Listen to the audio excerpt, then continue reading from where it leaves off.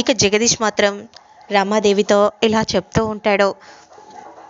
చెల్లెమ్మ, నీతో ఒక ముఖ్యమైన విషయం మాట్లాడాలని అనుకుంటున్నాను. ఏంటన్నయ్య, నాతో నువ్వు ఏం మాట్లాడాలని అనుకుంటున్నావు? అల్లుడు గారి గురించా? ఏంటా విషయం? అల్లుడు గారు రోజాని మర్చిపోలేదేమో అని అనిపిస్తుంది. ఏంటి? లేదు, నా కొడుకు మాట నా మాట ఒకటే. అయినా ఏ రోజైతే ఆ రోజాను ఇంట్లో నుండి నేను గెంటేశానో ఇక అప్పటి నుండి రోజాను మర్చిపోయాడు నా కొడుకు. ఇప్పుడు దీక్షని పెళ్లి చేసుకోవటానికి కూడా ఒప్పుకున్నాడు. అలాంటప్పుడు మళ్ళీ ఇలా ఎందుకు అంటున్నావు అన్నయ్య? అదేం లేదు చెల్లెమ్మ, మనసులో ఎక్కడో ఒక చోట రోజాను మర్చిపోలేదేమో అని అనిపిస్తుంది. అందుకే నేను అలా మాట్లాడుతున్నాను. అప్పుడు వెంటనే రమాదేవి ఇలా అంటూ ఉంటుంది. చెప్పరా, చెప్పు, నా మాట నీ మాట ఒకటే అని అందరి ముందు చెప్పు అనే విధంగా అంటూ ఉంటే, అంటే అమ్మ అది అది అని అంటూ ఉండగా, చూసావా చెల్లమ్మ, అల్లుడు గారు అలా అనట్లేదు, అంటే నిజంగానే మనసులో రోజా ఉంది అని అంటూ ఉంటే, ఇక రమాదేవి మండిపడిపోతూ, నీ గురించి ఏవో ఏవో చెప్తున్నా కూడా నువ్వు అలా మౌనంగా ఉండి వింటున్నావేంట్రా? నీ మనసులో రోజా లేదన్న విషయాన్ని బయటికి చెప్పేసేయ్.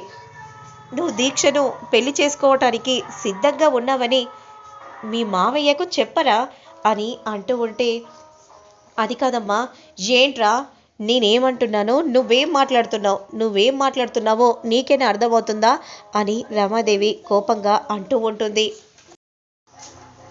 అన్నయ్య, నేను నీతో చెప్తున్నాను, మీరు అనుమానించినట్టుగానే నిజంగానే నా కొడుకు రోజాకి స్థానం ఉందని తెలిస్తే మాత్రం అనుకున్నట్టుగానే ఈ పెళ్ళి జరగకపోతే ఇక ఈ రమాదేవి ఉండదు అనే విధంగా గట్టిగా అనగానే ఇక అరుణ్ ఒక్కసారిగా షాక్ అయిపోతాడు. ఇక వెంటనే కోపంగా అక్కడి నుండి వెళ్ళిపోతూ ఉంటాడు. సరే చెల్లమ్మ, నువ్వు చెప్పాక నేను కాదంటానా? నువ్వెలా అంటే అలా. పద అమ్మ దీక్ష. ఏదో మనసులో ఏదో ఒక కోణంలో అల్లుడు గారి మనసులో రోజా ఉందేమో అని అలా అనిపించి అలా అన్నాను, అంతే, మరేం లేదు చెల్లమ్మ. చెప్పాను కదా, నా కొడుకు ముందే నిజంగానే తన మనసులో రోజా ఉంటే మాత్రం నేనే ఉండను. ఇక అవే ఆఖరి రోజులు అవుతాయి అని అంటూ అక్కడి నుండి వెళ్ళిపోగానే ఇక అరుణ్ చాలా బాధపడిపోతూ ఉంటాడు. ఇక చామంతి మాత్రం ఇలా జరుగుతుందేంటి? అమ్మగారేమో అరుణ్ బాబు గారిని బాగా నమ్ముతున్నారు. అరుణ్ బాబు గారేమో రోజాని పెళ్లి చేసుకోవాలని ఎలాగైనా సరే దీక్షతో నటిస్తున్నారు. ఇప్పుడు నేను ఏం చేయాలో నాకేం అర్థం కావట్లేదు. ఏదో ఒకటి చేయాలి, ఈ సమస్య ఎలా పరిష్కారం అవుతుందో అర్థం కావట్లేదు అనే విధంగా అంటూ ఆలోచిస్తూ ఉండగా అంతలో ప్రేమ్ వస్తాడు. ఏమైందిరా అన్నయ్య, అలా ఉన్నావేంటి అని అనగానే అప్పుడు వెంటనే జరిగిందంతా కూడా చెప్పగానే ఒక్కసారిగా ప్రేమ్ షాకింగ్గా చూస్తూ ఉండిపోతాడు. ఇప్పుడు ఎలా అన్నయ్య, ఏం జరుగుతుందో ఏం అర్థం కావట్లేదు. అమ్మని పోగొట్టుకోలేం, నేను రోజాను కూడా కాదనలేను.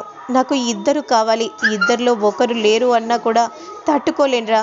ఏం చేయాలో నాకేం అర్థం కావట్లేదు అని ఈ విధంగా చాలా బాధపడిపోతూ ఉంటే, నువ్వు బాధపడకన్నయ్య, ఏదో ఒకటి ఆలోచిద్దాం, రోజాను కూడా బాధ పెట్టలేను అని అంటూ ఉంటే అప్పుడు వెంటనే రోజా వస్తుంది.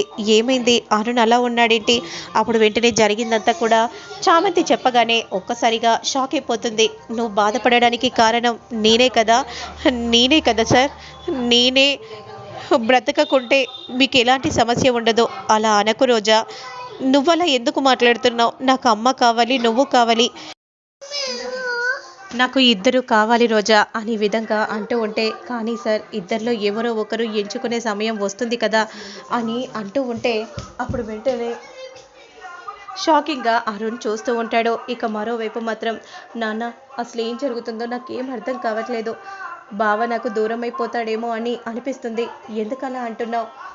అవును, ఎందుకంటే బావ మనసులో రోజాకి మాత్రమే స్థానం ఉంది, నాకు లేదు కదా, అందుకే.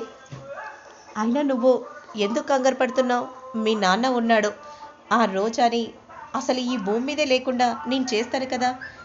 ఏంటి డాడ్ ఏమంటున్నారు? రోజాను భూమి మీద లేకుండా చేస్తారా అంటే? నాకేం అర్థం కావట్లేదు. అవును, ఆ రోజా ఇక మీదట నీకు అడ్డు రాదు. ఏంటి అడ్డు రాదా అంటే ఇదిగో ఈ విషయం ఈ లడ్డులో కలుపుతున్నాను. ఇక ఈ లడ్డు తిన్న రోజా అక్కడికక్కడే చచ్చిపోతుంది. కానీ మనం కలిపిన విషయాన్ని ఈ లడ్డుని బావెలా తీసుకెళ్ళి ఆ రోజాకి ఇస్తాడో ఇచ్చేలా నేను ప్లాన్ చేస్తాను. నా దగ్గర ఒక మంచి ప్లాన్ ఉంది అనే విధంగా అంటూ వెంటనే ప్లాన్ అంతా కూడా చెప్తూ ఉంటాడు. ఇక అప్పుడే లడ్డును కావాలని అక్కడ పెట్టేసి అదే సమయానికి అరుణ్ రాకను చూసి "హ్మ్, ఎంత బాగున్నాయో ఈ లడ్డూలు. మొదటగా నా కూతురికే తినిపించాలి" అని అనుకుంటూ వెంటనే ఇక అలా వెళ్తూ ఉండగా ఇక అప్పుడే పాపం రోజా బాధపడుతుంది కదా, ఈ లడ్డు తినైనా కాస్త కుదుట పడుతుందేమో అని అనుకుంటూ వెంటనే అరుణ్ లోపలికి తీసుకెళ్తాడు. నాకు తెలుసు అల్లుడు గారు, మీరు అలా చెప్తే మీరు ఖచ్చితంగా మీరే తీసుకెళ్తారని అని అనుకుంటూ సంతోషంగా చూస్తూ ఉండగా అంతలో ఏడుస్తున్న రోజా దగ్గరికి వచ్చి ఇదిగో రోజా, ఈ లడ్డు తిను, చాలా బాగుంది, తిను రోజా అని అంటూ అలా తినిపించబోతూ ఉంటాడు. వద్దు సార్, తినాలని అనిపించట్లేదు. మీ అమ్మగారి చెప్పిన మాటలే వినండి. దీక్షని పెళ్లి చేసుకోండి. ఎందుకలా పిచ్చి పిచ్చి మాటలు మాట్లాడుతున్నావు? నాకు దీక్ష అంటే ఇష్టం లేదు. నేను ప్రేమించిందే నిన్ను, పెళ్లి చేసుకోవాలనుకుంది నిన్ను. కానీ మీ అమ్మగారు బ్రతకనని అన్నారని మీరే చెప్పారు కదా సార్. అలాంటప్పుడు ఎందుకు సార్? వద్దు సార్, వద్దు అని ఈ విధంగా అంటూ ఉంటుంది. ఇక మరోవైపు మాత్రం అల్లుడు గారు ఇక తీసుకెళ్ళిపోయారు ఆ లడ్డుని తిన్న ఆ రోజా చచ్చిపోతుంది అక్కడికక్కడే. ఇక నువ్వు అనుకున్నట్టుగానే బావ నీ సొంతమవుతాడు అనే విధంగా చెప్తూ ఉంటాడు జగదీష్. అంతలో ఆ మాటలన్నీ విన్న చామంతి ఒక్కసారిగా షాక్ అయిపోతుంది. అంటే అక్కడ చెప్పడానికి లడ్డూలో విషాన్ని కలిపారా అని అనుకుంటూ ఎలాగైనా తినకుండా ఆపాలి అని అంటూ పరిగెత్తుకుంటూ వస్తూ ఉంటుంది చామంతి. ఇక అప్పుడే తిను రోజా, కాస్త ఈ లడ్డూని తిను, నేను నిన్నే పెళ్లి చేసుకుంటాను. అమ్మతో నేనే ఏదో ఒకలా మాట్లాడతాను, సరేనా? నేను నచ్చ చెప్తానని అంటున్నాను కదా అని అంటూ లడ్డును తినిపించబోతూ ఉండగా ఇక అప్పుడే చామంతి వచ్చి ఆ లడ్డును క్రింద పడేసేసరికి ఒక్కసారిగా అరుణ్ షాక్ అయిపోతాడు. ఏంటి చామంతి, తినిపిస్తున్న లడ్డును అలా ఎందుకు నేలకు కొట్టావు? ఎందుకంటే అందులో విషం ఉంది బాబు గారు అని అనగానే ఒక్కసారిగా అరుణ్ షాక్ అయిపోతాడు. ఏంటి, ఇందులో విషమా? ఎవరు కలుపుతారు? ఎవరికి అవసరం ఉంది? ఎవరంటే జగదీష్ గారు అని అనగానే ఒక్కసారిగా షాక్ అయిపోతారు. ఎందుకంటే ఈ ఇంట్లో ఈ రూమ్లో రోజా అమ్మగారు ఉన్నారన్న విషయం జగదీష్ గారికి తెలుసు కాబట్టి అందుకే ఇందులో విషాన్ని పెట్టారు. అప్పుడు వెంటనే ఇందులో విషం పెట్టడమా? ఏం మాట్లాడుతున్నావు? ఇదంతా నువ్వు కావాలని చేస్తున్నావు.